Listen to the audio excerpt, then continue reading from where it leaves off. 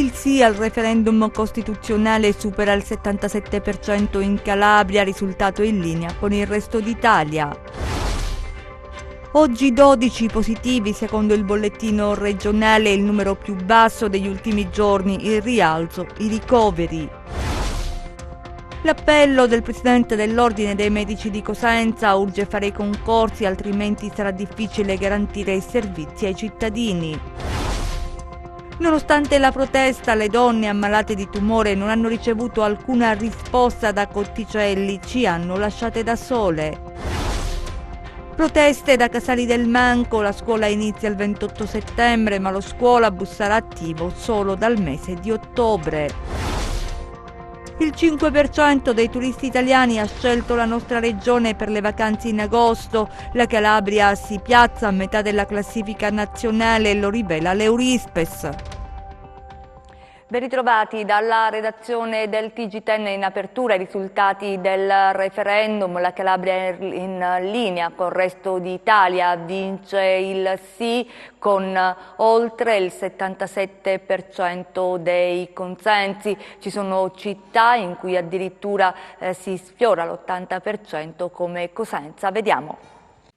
Un risultato deciso, successo del sì al referendum costituzionale sul taglio dei parlamentari. In Italia la percentuale si attesta al 69%, quello di oggi è stato il quarto referendum costituzionale nella storia della Repubblica. In Calabria i cittadini si sono schierati massicciamente per il sì sul territorio regionale. Il sì ottiene 518.613 voti, pari al 77,53%, il no 150.311 voti, pari al 22,47%. Per quanto concerne le province, Catanzaro il sì 92.464 voti, pari al 78,68%, il no 25.052 voti, pari al 21,32%. Cosenza il sì 185.153 voti, pari all'80,97%, il no 43.505 voti, pari al 19,3%, Crotone il sì 56.675 voti, pari all'81,94%, il no 12.494 voti, pari al 18,6%, Reggio Calabria il sì 142.363 voti, pari al 70,96%, il no 58.251 voti, pari al 29,4%, Vibo il sì 41.958 voti, pari al 79,22%, il no 11.009 voti, pari al 20,78%. L'ampia pagina dedicata all'andamento del virus in Calabria, c'è un calo dei contagi. Oggi il bollettino regionale ne segnala 12 in più rispetto a ieri. Vediamo. In Calabria ad oggi sono stati effettuati 184.501 tamponi. Le persone risultate positive al coronavirus sono 1.844 più 12 rispetto a ieri. Quelle negative sono 182.657. Territorialmente i casi positivi sono così distribuiti: Catanzaro 12 in reparto, 1 in terapia intensiva, 55 in isolamento domiciliare, 190 guariti, 33 deceduti. Cosenza 10 in reparto, 3 in terapia intensiva, 109 in isolamento domiciliare, 474 guariti, 34 deceduti. Reggio Calabria 7 in reparto, 108 in isolamento domiciliare, 316 guariti, 19 deceduti. Crotone 20 in isolamento domiciliare, 117 guariti, 6 deceduti. Vibo Valentia 1 in reparto, 15 in isolamento domiciliare, 85 guariti, 5 deceduti. Complessivamente i ricoveri presso l'ospedale di Catanzaro sono 12, di cui 5 riferiti a persone non residenti. I ricoverati presso l'azienda ospedaliera di Cosenza sono 10, di questi 3 sono non residenti, mentre la paziente dimessa a Cosenza è stata inserita nel setting fuori regione. Al CARA di Crotone sono rimasti solo 2 positivi, gli altri sono stati trasferiti sulla nave quarantena. Dall'ultima rilevazione, le persone che si sono registrate sul portale della Regione Calabria per comunicare la loro presenza sul territorio regionale sono in totale 1030. La preoccupazione e l'allerta resta comunque alta per i tanti focolai che ci sono in regione. Cosenza, Vibo, Crotone e Palmi sono le province più toccate, poi si registra un dato, quello cioè che salgono i ricoveri. Vediamo. È stato un medico di base in servizio a Corigliano Rossano a insospettirsi di fronte ai sintomi lamentati dal proprio paziente e a segnalare il caso al Dipartimento dell'ASP. Sospetti fondati, il tampone effettuato sul soggetto ha dato esito positivo. L'indagine sui contatti stretti ha fatto emergere un focolaio tuttora in evoluzione. Il medico di medicina generale che ci ha segnalato un primo caso di un soggetto con sintomi significativi di Covid a cui abbiamo somministrato il tampone per individuarlo poi come soggetto positivo. Da qui sono partite le nostre indagini che hanno consentito di accertare ulteriori 5 casi positivi, per cui abbiamo un focolaio attualmente di 6 persone. Stiamo lavorando per cercare ulteriormente di individuare eventuali contatti stretti con questi casi. Devo dire che è importante la collaborazione con i medici di base perché è quella che ci può garantire una presenza nelle famiglie di soggetti che altrimenti potrebbero diventare asintomatici e non essere appunto individuati come Covid positivi. Buone notizie invece da Crosia, dove anche il secondo giro di tamponi ha escluso contagi tra i bambini e la ludoteca, dove era stato riscontrato un caso di positività. A Diamante, il capogruppo dell'opposizione in Consiglio Comunale Marcello Pascale, anestesista al Cardarelli di Napoli, ha annunciato la propria positività e si è messo in contatto con l'ASP di Scalea e il sindaco Magorno per tracciare i contatti avuti sul territorio. Mentre nella vicina Grisolia, dove si contano 5 contagi, è risultato positivo un bimbo di 4 anni. Ad Amantea il CAS di via Gaenza è ormai sotto controllo ed è terminata la quarantena per i 25 ospiti. Situazione diversa per la ninfa marina di via Firenze. Sono in tutto 35 gli ospiti positivi, isolati in zona rossa. A Cosenza sono 5 attualmente i casi positivi collegati al focolaio emerso in un ristorante, controlli anche a Spezzano della Sila. A Catanzaro preoccupa il possibile cluster individuato in una palestra, 2 istruttori e un socio sono risultati positivi e ci sarebbero stati contatti con altre strutture. Altri focolai da tenere sotto osservazione sono Stefanaconi e Palmi, dove sono stati accertati altri 3 casi. Adesso l'appello che ha lanciato il Presidente dell'Ordine dei Medici di Cosenza ai nostri microfoni. Lui dice è necessario, anzi è urgente, procedere con i concorsi per assumere i medici e quindi garantire i servizi ai cittadini. Vediamo. Ospedali calabresi senza medici è il risultato di 10 anni di gestione ragionieristica della sanità, del blocco del turnover che ha svuotato le corsie. Oggi la pandemia ha acuito le difficoltà, ma le risorse umane, il Presidente dell'Ordine dei Medici di Cosenza, a sottolinearlo, non mancano. In Calabria il nostro vero problema non è la mancanza di medici, ma la mancanza dell'assunzione di medici e comunque di personale sanitario, infermieri e anche, sottolineerei, di ausiliari.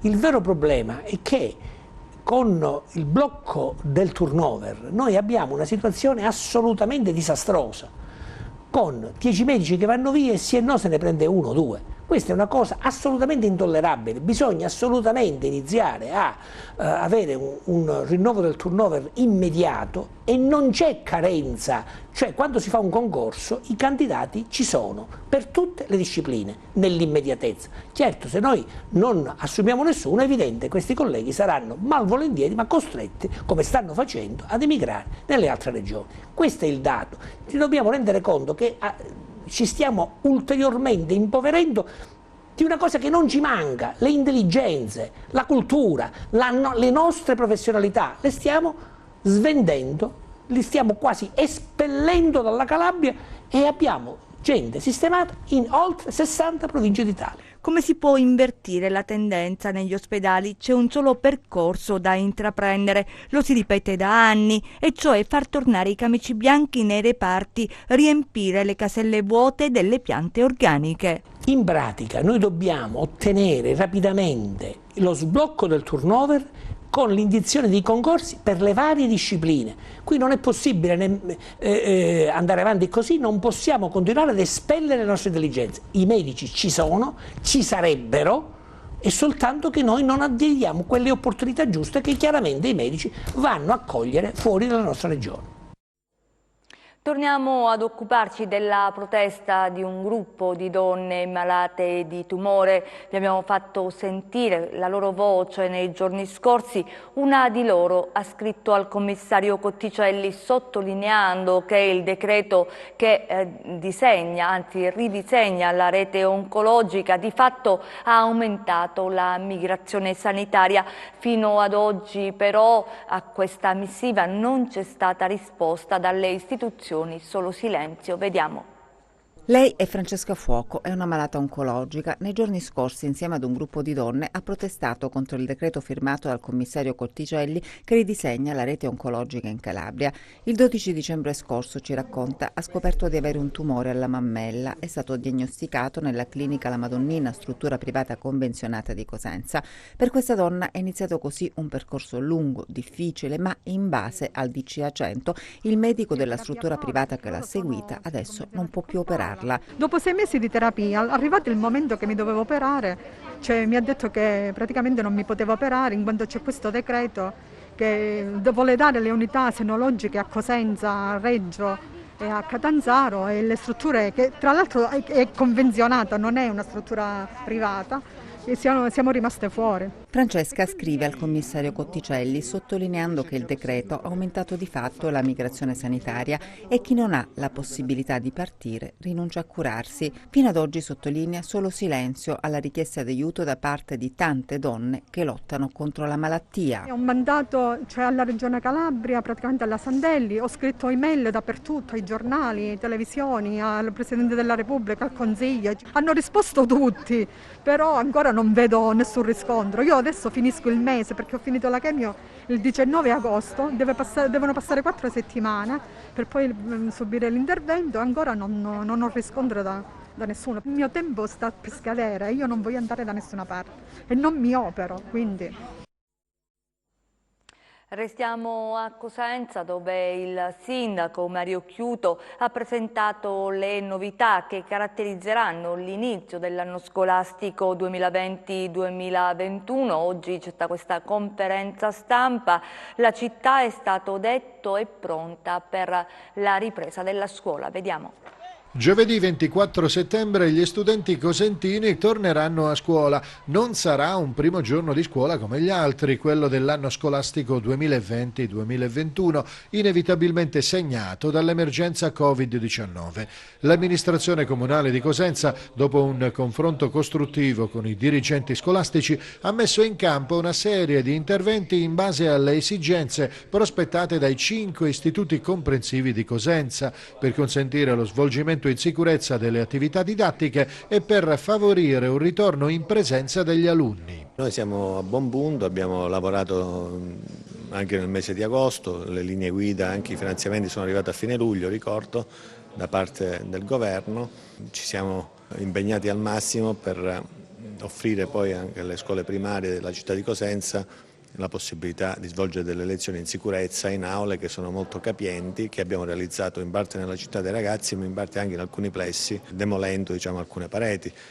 C'è tutta una parte ovviamente impiantistica, abbiamo attrezzato tutti questi spazi. Dopo l'avvio dell'anno scolastico partiranno anche gli altri servizi indispensabili per il buon funzionamento didattico. I servizi essenziali partono tutti per quel che riguarda il comune. Ovviamente ogni scuola poi autonomamente decide la settimana prima, la settimana dopo, quindi parlo della mensa, parlo del pre-post scuola, parlo di tutti i servizi che accompagnano l'inizio dell'anno scolastico. Uno degli aspetti più importanti del rientro a scuola è l'utilizzo da parte degli studenti del trasporto pubblico locale. Anche su questo fronte la città è pronta. Ci siamo mossi in tempo per organizzare il servizio scuola bus e il TPL locale. Il servizio scuola bus partirà con 12 corsi ordinari e garantirà anche il servizio pomeridiano per i bambini che fanno il tempo pieno. Il TPL locale avrà le corse regolari che sono da oggi in vigore come orario invernale e nelle giornate di scuola ci saranno addirittura corse bis e ter. E avete sentito dello scuolabus Cosenza mentre protesta Casali del Manco perché lo scuolabus, il servizio inizierà a ottobre mentre l'inizio delle lezioni è previsto per settembre. Un padre ci ha mandato questa protesta, o meglio questo filmato, per descriverci e per raccontarci la sua storia. Vediamo. Sono il padre di un alunno che frequenterà il prossimo anno scolastico la classe quinta del comprensivo di Casale del Manco 1. Con questo mio video vorrei segnalare e chiedere con massima urgenza il servizio scuolabus a far data dal 24 settembre, in quanto il comune di Casale del Manco si è attivato soltanto per il 19 ottobre. Questa situazione è molto grave e lede il diritto allo studio di mio figlio, il quale non può appunto frequentare regolarmente la scuola, in quanto io e mia moglie siamo impossibilitati a provvedere e quindi ad andare incontro, anche volendo, al comune di Casale del Manco. Niente, è una situazione molto grave, sono molto amareggiato. Il diritto allo studio e il servizio scuolabus è fondamentale e ogni comune, essendo scuola dell'obbligo, deve attivarsi in tempo, nonostante ci sia una situazione di disagio collegata al virus. Cambiamo argomento, il 5% dei turisti italiani ha scelto la Calabria, a rivelarlo è l'Eurispes. La nostra regione si piazza a metà della classifica nazionale che vede sul podio l'Emilia Romagna, la Sardegna e la Sicilia con il 9% delle preferenze. Vediamo. La Calabria è stata scelta dal 5% dei turisti italiani, lo rileva l'Eurispes che, analizzando i dati, sottolinea come la stagione che sembrava compromessa e drammatica non sia stata negativa, seppure i numeri delle presenze siano lontani da quelli degli anni scorsi. La nostra regione si piazza a metà di una classifica che vede sul podio l'Emilia-Romagna, la Sardegna, la Puglia e la Sicilia con il 9% delle preferenze. L'Istituto di ricerca nel bilancio evidenzia i requisiti che hanno fatto della Calabria una meta attrattiva: 14 bandiere blu nel 2020, 3 parchi nazionali, 780 km di costa bagnata da Ionio e Tirreno, attrazioni artistiche e culturali straordinarie, musei ricchi di collezioni uniche e reperti eccezionali, i bronzi di Riace su tutti, ma anche il Duomo di Cosenza e il Parco del Pollino. Chi arriva nella nostra terra cerca anche l'immateriale come la Varia di Palmi, patrimonio UNESCO. Insomma, la Calabria nell'estate del Covid, certifica l'Eurispes, ha fatto breccia nel cuore dei visitatori con bellezze paesaggistiche, itinerari culturali, storia ed enogastronomia unite alla sicurezza. Già perché a concorrere a questo successo, spiega il direttore di Eurispes Calabria Maurizio Lovecchio, bisogna ricordare gli ottimi dati relativi alla limitata diffusione dei contagi sul territorio. Nel mese di agosto, infatti, mentre Sardegna e Puglia contavano l'aumento dei contagi, in Calabria i numeri sui positivi al Covid si sono mantenuti tra i più bassi d'Italia, merito, conclude Lovecchio, di comportamenti attenti e rispetto delle regole da parte di tutti. La cronaca, adesso partiamo da Villa San Giovanni con un'operazione che si chiama Faccine, ovvero linguaggio in codice per appunto lo spaccio della sostanza stupefacente, i particolari nel nostro servizio. usavano le emoticons, le faccine dei messaggi WhatsApp e Facebook, per scambiarsi le indicazioni relative all'acquisto di marijuana destinata allo spaccio nella piazza di Villa San Giovanni. E quanto è emerso l'operazione Faccine, condotta dagli agenti del commissariato di polizia di Villa San Giovanni, che ha portato all'arresto di un 48enne, posto ai domiciliari con l'accusa di spaccio di sostanze stupefacenti.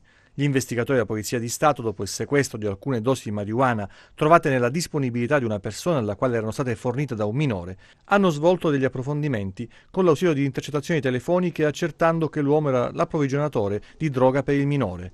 Si è poi proceduto a decifrare il linguaggio in codice utilizzato dalle persone coinvolte, che prevedeva l'utilizzo degli emoticons in messaggi WhatsApp per concordare luoghi di incontro e quantità, individuando nel 48enne l'elemento di riferimento del piccolo giro di spaccio da cittadina. Durante una perquisizione in casa dell'uomo sono stati trovati e sequestrati un bilancino, una pianta, marijuana e 1.140 euro in banconote di vario taglio, ritenute provento dello spaccio. In provincia di Reggio Calabria c'è stato un nuovo sbarco, 50 migranti, tra loro donne e bambini, sono arrivati in barca, ma la barca non si trova. Vediamo. Sono sbarcati sulla spiaggia di Spropoli, una piccola frazione del comune di Palizzi, sulla costa ionica reggina, a poche decine di chilometri da Reggio Calabria. Sono una cinquantina i migranti arrivati, sono di nazionalità siriana e pakistana, tra di loro donne e bambini. Ovviamente subito è scattata la rete di soccorsi coordinata dalla prefettura di Reggio Calabria. L'amministrazione comunale si è data subito da fare, ha sistemato per il momento nella struttura del campo di calcio comunale i migranti, in attesa che vengano trasferiti in strutture più idonee. Ovviamente sono in corso accertamenti sanitari, compreso quello relativo al Covid-19. C'è massima attenzione e le autorità stanno facendo tutto quello che è possibile fare, anzi di più. Un'ultima notizia riguarda l'imbarcazione con la quale i migranti sono stati portati in Calabria. Intanto il viaggio è cominciato quasi sicuramente in Grecia, ma dell'imbarcazione con la quale i 50 hanno viaggiato non c'è alcuna traccia. La Guardia Costiera sta effettuando delle ricerche, al momento non ci sono risultati positivi. Vedremo quali saranno gli sviluppi nelle prossime ore. È ovvio che sarà predisposto il trasferimento in strutture più attrezzate entro breve tempo. Le altre notizie di cronaca nelle nostre brevi.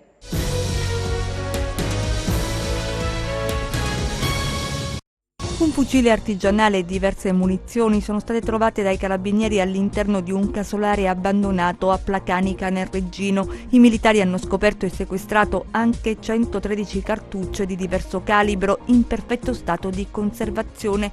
Trovato un quantitativo consistente di semi di canapa indiana, grazie ai quali si sarebbe potuta coltivare una piantagione. Il materiale sarà inviato ai RIS di Messina per gli ulteriori accertamenti. Una donna è stata scippata da due persone che sono adesso ricercate dalla polizia. Il fatto è avvenuto ieri sera a Vibo Marina, nei pressi di un bar. La vittima si trovava seduta ad un tavolino quando all'improvviso si è avvicinato un individuo che le ha sottratto la borsa contenente del denaro e gli effetti personali per poi fuggire. La squadra mobile sta visionando le immagini delle telecamere di sorveglianza della zona nel tentativo di identificare i responsabili dello scippo. I carabinieri di Ioppolo e della compagnia di Tropea hanno avviato indagini per fare luce su un tentato omicidio commesso nella tarda serata di ieri a Coccorinello, frazione del comune costiero del Vibonese. I motivi non sono stati chiariti totalmente, ma si tratterebbe di un diverbio tra la vittima, che è rimasta illesa, ed un congiunto che ha sparato alcuni colpi di pistola al suo indirizzo senza tuttavia colpirla. Scattato l'allarme, sono intervenuti i carabinieri, che si sono messi alla ricerca del responsabile, effettuando numerose perquisizioni. Una scossa di terremoto è stata registrata dai sismografi nel primo pomeriggio di oggi nel Crotonese, in magnitudo 3.5, epicentro al largo del Mar Ionio. Non si registrano danni. E ora le ultime dalla borsa.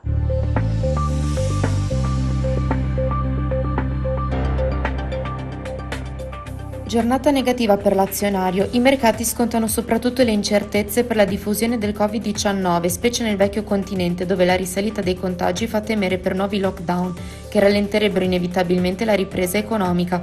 Male inoltre il comparto bancario in scia al report che ha messo sotto la lente, con l'accusa di riciclaggio, alcuni colossi del settore per alcune transazioni sospette avvenute tra il 1999 e il 2017 per più di 2.000 miliardi di dollari.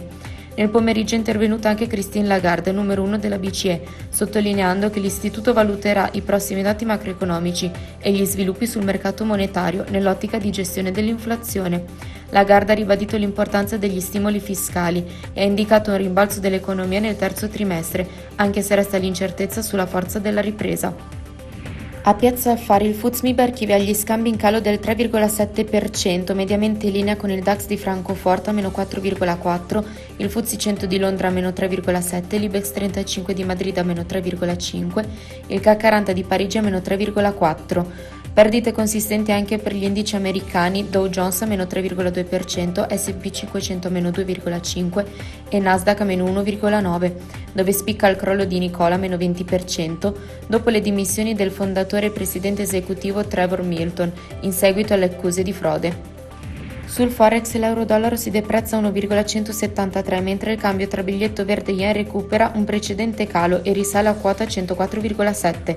Tra le materie prime crollano le quotazioni del greggio, con il Brent a meno 4,8% a 41,1 dollari e il WTI a meno 5,5% a 39 dollari al barile. Sull'obbligazionario lo spread BTP Bund resta in area 145 punti base, con il rendimento del decennale italiano allo 0,92% dopo i risultati delle urne. Tornando a Piazza Affari, tutti i titoli del FTSE MIB chiudono in ribasso, eccetto di Assorin a più 1,2%, vendite in particolare su CNH a meno 8,05%, Saipem meno 7,4% e Leonardo meno 6,7%.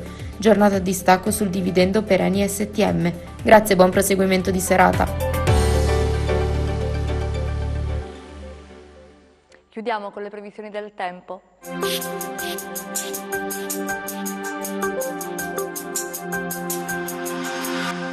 Proseguono condizioni di tempo stabile sulla nostra regione grazie a un promontorio anticiclonico che rimarrà ben saldo sulla sua posizione per almeno tutta la prima parte della settimana. Domani sereno o poco nuvoloso al mattino, nel corso della giornata aumento della nuvolosità sui rilievi con la possibilità di piogge su Pollino centro-orientale e sui settori nord-orientali della Sila con possibile sconfinamento di fenomeni tra Basso Cosentino Ionico e Alto Crotonese. Temperature stazionarie ancora sopra la norma. Passiamo a mari e venti. Domani venti deboli di direzione variabile sul Tirreno con mare quasi calmo o poco mosso. Deboli dei quadranti meridionali, a tratti moderati tra il Golfo di Squillace e le coste crotonesi con mare poco mosso. Calmo o quasi calmo il Golfo di Corigliano. Per ulteriori approfondimenti vi rimando al sito www.meteoincalabria.com e alla nostra pagina Facebook Meteo in Calabria. È tutto, ci fermiamo qui, grazie per essere stati con noi, grazie a regia Michele Cava e messo in onda Giuseppe Costanzo, noi vi auguriamo una felice serata.